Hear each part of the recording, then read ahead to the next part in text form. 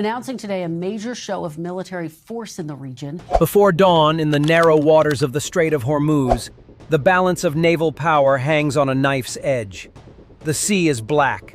The air is heavy. Radar screens glow in the darkness aboard the most advanced warship ever put to sea, the USS Gerald R. Around her, destroyers and cruisers cut silent paths through one of the most strategically volatile waterways on Earth.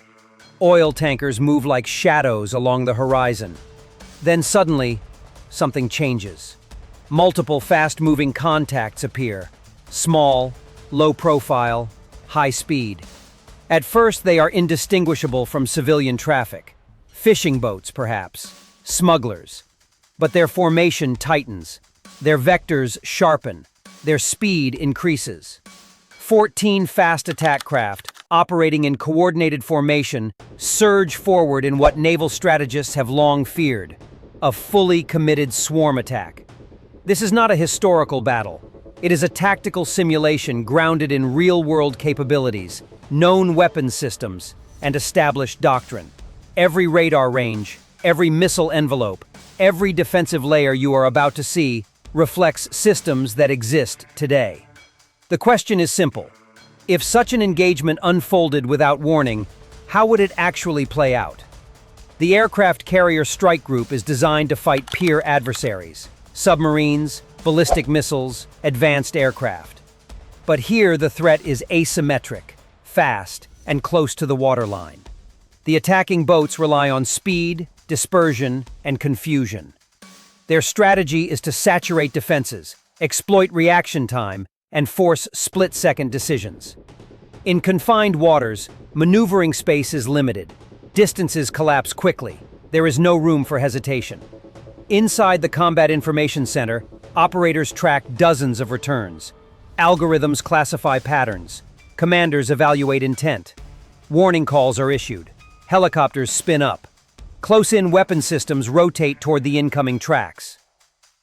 Defensive rings, layered, redundant, interconnected, begin to activate. What follows is a reconstruction of how such a confrontation could unfold. The decisions made in seconds, the weapons chosen over others, the coordination between ships, aircraft, and sensors across the strike group.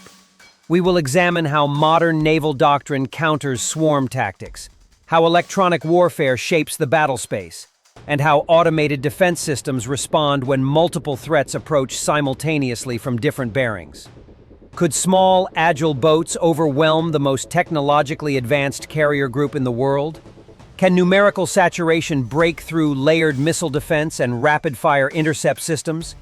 Or does integrated naval firepower render the swarm obsolete before it ever reaches effective range?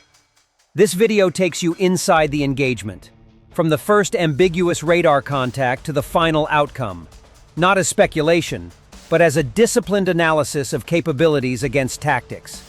In the world's most contested maritime choke point, where geography compresses reaction time and escalation risks global consequences, understanding how such a battle would unfold is more than theory. It is a window into the realities of 21st century naval warfare. In the pre-dawn darkness of the Strait of Hormuz, visibility is limited to scattered navigation lights and the faint glow of coastal infrastructure along the Iranian shoreline. The strait at its narrowest point is only about 21 nautical miles wide, with designated shipping lanes that compress commercial and military traffic into predictable corridors. For the strike group built around the USS Gerald R. This geography is both manageable and unforgiving. The carrier's air search radars, integrated with escorting destroyers equipped with the Aegis combat system, maintain continuous surveillance of the surface and air picture. In these waters, vigilance is routine. Small contacts are common. Fishing dhows, merchant traffic, patrol craft, all clutter the radar scope. The challenge has never been seeing, it has always been interpreting intent. Shortly before sunrise, operators in the Combat Information Center notice a cluster of surface returns emerging from the northern edge of the traffic separation scheme. At first, nothing appears extraordinary. The contacts are small and fast, but not unprecedented. However, Within moments, their behavior diverges from civilian norms. Instead of maintaining steady commercial courses, the vessels alter headings simultaneously, spacing themselves at irregular intervals that reduce the likelihood of a single missile intercept affecting more than one target. Their speeds increase beyond what is typical for fishing craft operating in congested waters. Data links fuse sensor input from multiple ships, building a composite track picture that confirms 14 distinct, fast-moving surface contacts. The Islamic Revolutionary Guard Corps Navy has long emphasized swarm tactics, leveraging numbers, speed, and maneuverability to complicate the defensive calculations of larger warships. Their fast attack craft are known to carry combinations of heavy machine guns, rocket launchers, and in some cases, short-range anti-ship missiles. U.S. naval doctrine recognizes this threat profile. Rules of engagement in such constrained waters require graduated responses: identification, warning, deterrence, and only then escalation. Yet the distance between detection and potential weapons range is shrinking rapidly. A maritime patrol helicopter already airborne is redirected to investigate. Its electro-optical sensors attempt to classify hull shapes and deck configurations. The video feed reveals low silhouettes riding high on the water, bows cutting aggressively through the swell. Several boats appear to be operating without navigation lights, an unusual and concerning choice in a major shipping artery. Radio hails are transmitted on international distress and bridge-to-bridge frequencies. No response. Instead, the formation tightens further, splitting into multiple approach vectors aimed not directly at the carrier, but at the outer screen of escorting destroyers. Within the strike group, the defensive posture shifts from routine monitoring to heightened readiness. Close-in weapon systems power up, their radars calibrating. Missile batteries transition from standby to active tracking. The carrier adjusts course slightly to increase sea room, while escorts maneuver to interpose themselves between the approaching contacts and the high-value unit. This choreography is deliberate and practiced. Carrier strike groups are built around layered defense, where threats are ideally engaged at maximum possible distance. Intelligence assessments had warned that the Guard's naval arm was experimenting with coordinated multi-axis approaches designed to saturate tracking algorithms. Some analysts dismissed the tactic as theatrically aggressive but tactically limited. Yet in this moment, the pattern unfolding on the radar suggests disciplined control. Whether directed from shore via encrypted communications or pre-briefed before departure, the boats maintain spacing that complicates simple classification as random traffic. The commanding officer must decide whether the behavior meets the threshold of hostile intent. The calculus balances international law, the risk of escalation, and the undeniable geometry of closing distance. In confined waters, reaction time is measured not in hours but in minutes. The first phase of the engagement is not marked by explosions or missile launches, but by interpretation. The silent, tense evaluation of whether approaching speedboats are reckless civilians, probing militia units, or the leading edge of a deliberate attack. In that ambiguity lies the true beginning of the battle. As the 14 fast attack craft close the distance, their movements begin to reflect the core principles of swarm doctrine long associated with Iran's naval strategy in the Strait of Hormuz. Rather than forming a tight cluster that could be neutralized with a single coordinated strike, the boats fan outward into a loose, adaptive lattice. Each vessel maintains visual and probable digital contact with the others, but no two remain on identical headings for more than a few seconds. Their spacing expands to several hundred meters between hulls, deliberately complicating radar discrimination and weapons assignment. From above, the geometry resembles a widening crescent, its open end oriented toward the outer screen of the carrier strike group, built around the USS Gerald R. Ford. This tactic is rooted in well-documented asymmetric naval thinking. Overwhelm through numbers, compress reaction time, and exploit the physical constraints of narrow waterways. Fast attack craft operated by the Islamic Revolutionary Guard Corps Navy are typically lightweight, high-speed platforms capable of exceeding 40 knots. Many variants are equipped with heavy machine guns, unguided rockets, and in some cases, short-range anti-ship missiles derived from Chinese or domestically produced designs. In exercises over the past decade, similar boats have practiced high-speed approach runs against mock targets, emphasizing decentralized maneuver while maintaining overall attack cohesion. In this scenario, the boats divide into three primary elements. The lead element increases speed aggressively, throwing up white plumes of spray that make visual tracking easier but complicate optical identification of onboard weaponry. A second element lags slightly behind, maneuvering erratically to simulate indecision, as if uncertain whether to close or retreat. The third group arcs wide, attempting to approach from a bearing partially masked by commercial traffic farther south. The objective is clear: force the defending ships to split sensor focus and defensive fire control across multiple axes. On the American side, the response is systematic. The escorting destroyers adjust formation to create overlapping fields of fire. Their Aegis combat systems automatically generate firing solutions, even before a shoot decision is made. Surface search radars refine track quality, filtering out merchant vessels and isolating the 14 high-speed contacts. Data links ensure that every ship shares the same real-time picture. What one radar sees, all can see. Helicopters equipped with maritime surveillance sensors circle at standoff range, feeding high-resolution imagery back to the strike group's command center. The swarm intensifies its maneuvering as it approaches the outer defensive perimeter. Instead of charging directly at the carrier, several boats veer toward the nearest destroyer, attempting to draw defensive fire and potentially create a gap in the screen. Two craft briefly align side by side, possibly simulating the launch posture for short-range missiles.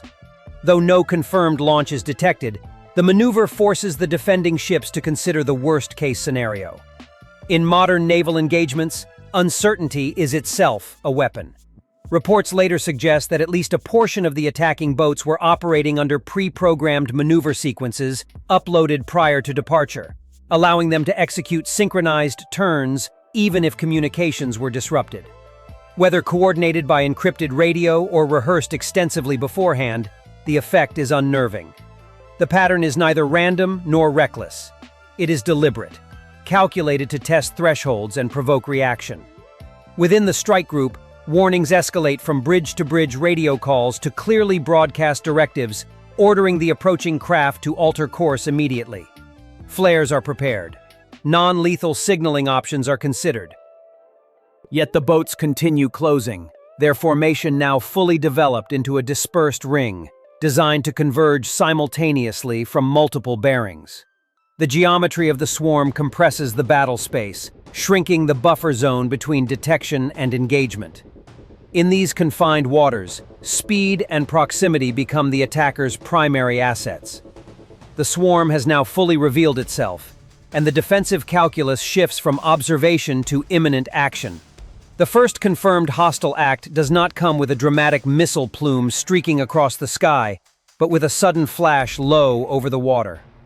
One of the outer destroyers reports splashes off its port bow, rocket-propelled projectiles impacting short, either poorly aimed or intentionally bracketed as a ranging attempt. Seconds later, muzzle flashes flicker across multiple fast attack craft.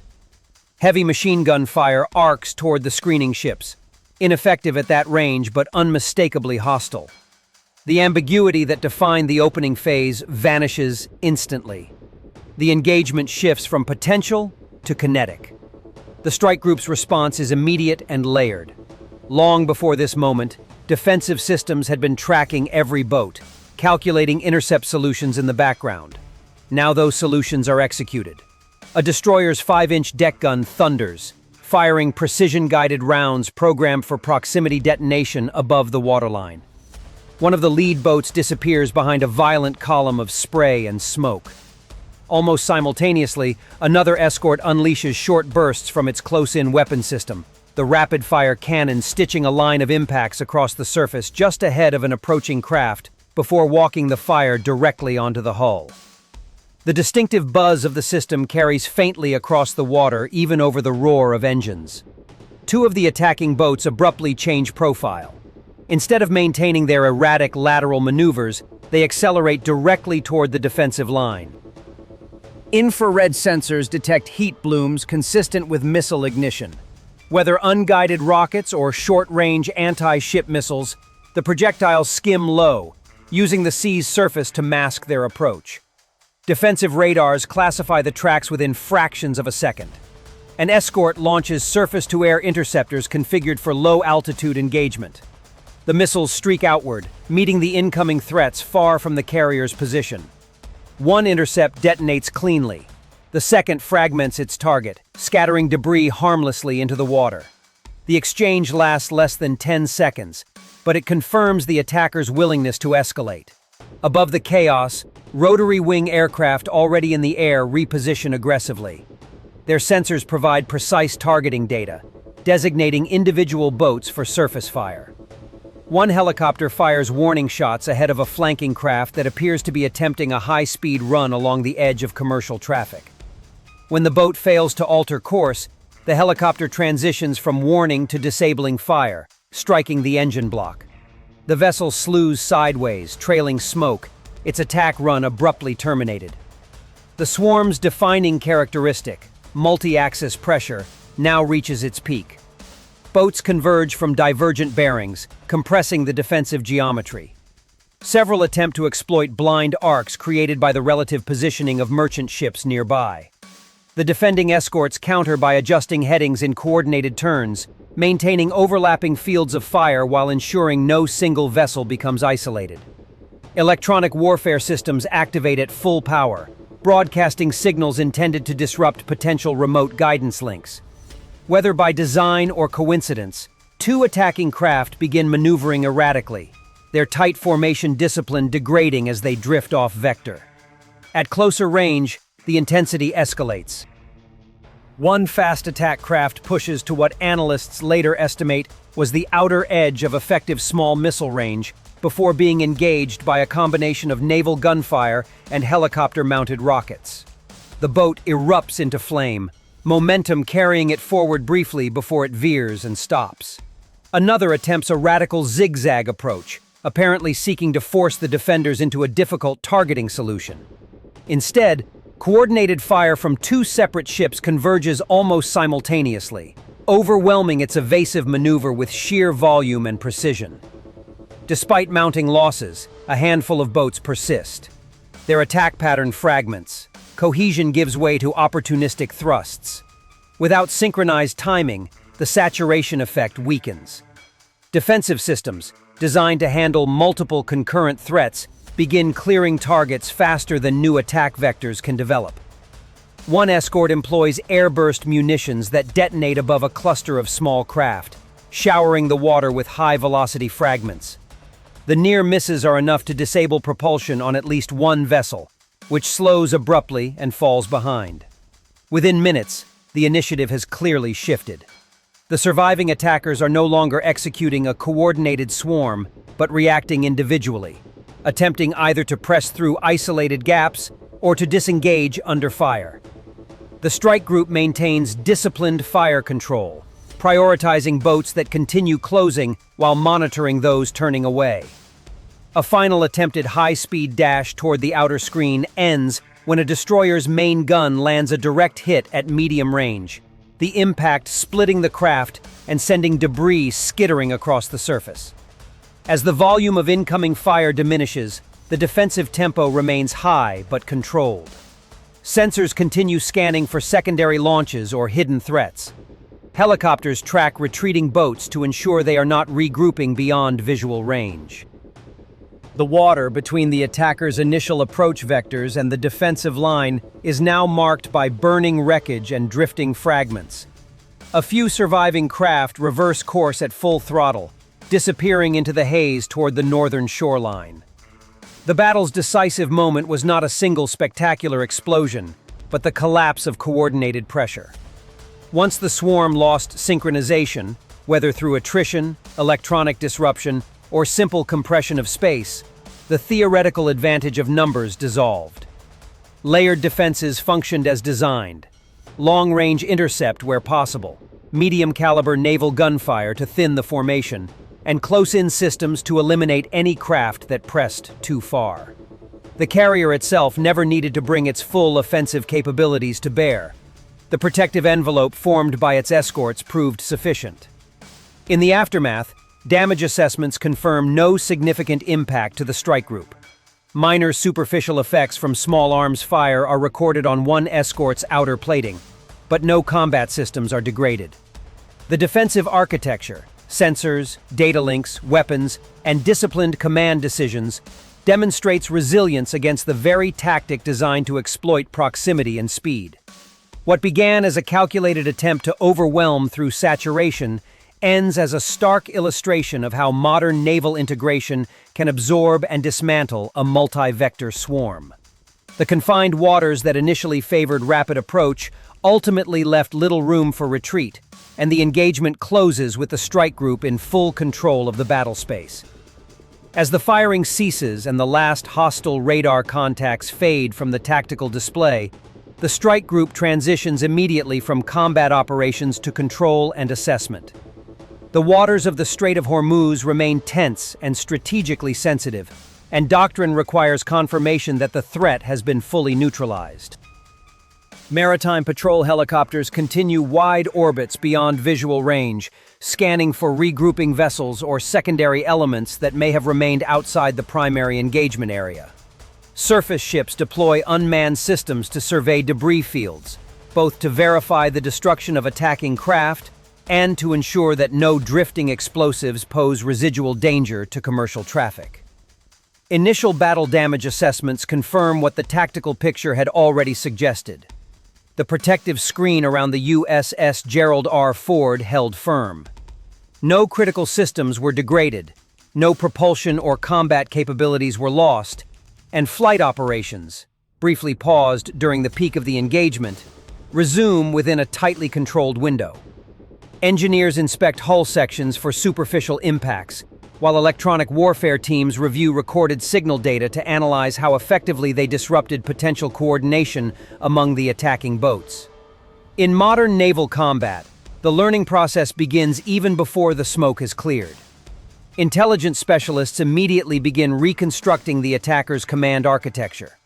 Fragments of encrypted communications are analyzed to determine whether the swarm was centrally directed in real time or executed through pre-briefed maneuver packages, as previously suspected. Early indications suggest a hybrid model, shore-based oversight with a significant degree of autonomy at the tactical level. That finding reinforces a long-standing assessment within naval strategy circles that decentralized small boat operations can create fleeting tactical pressure, but struggle to sustain cohesion once attrition begins. From a strategic standpoint, the encounter underscores several realities about confined maritime choke points. Geography can compress timelines, but it also limits maneuver options for both sides. While swarm tactics are designed to saturate defenses and exploit proximity, they rely heavily on synchronized timing and massed momentum. Once that synchronization fractures, the numerical advantage dissipates rapidly against layered, networked defenses.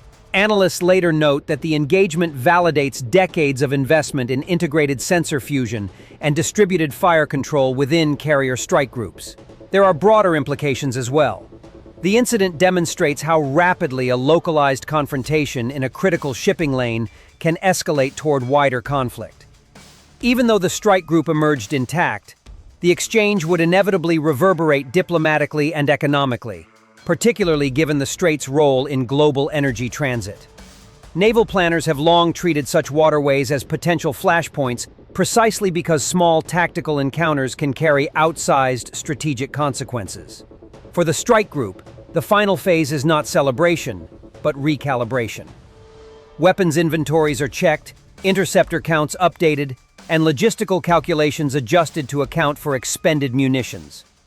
Commanders review engagement thresholds, confirming that rules of engagement were followed and proportional force applied. Within hours, the formation reestablishes its standard cruising posture, appearing outwardly unchanged. Yet the lessons drawn from the confrontation about reaction time, multi-axis pressure, and the limits of swarm doctrine against a fully integrated naval force will inform future operational planning far beyond this single encounter.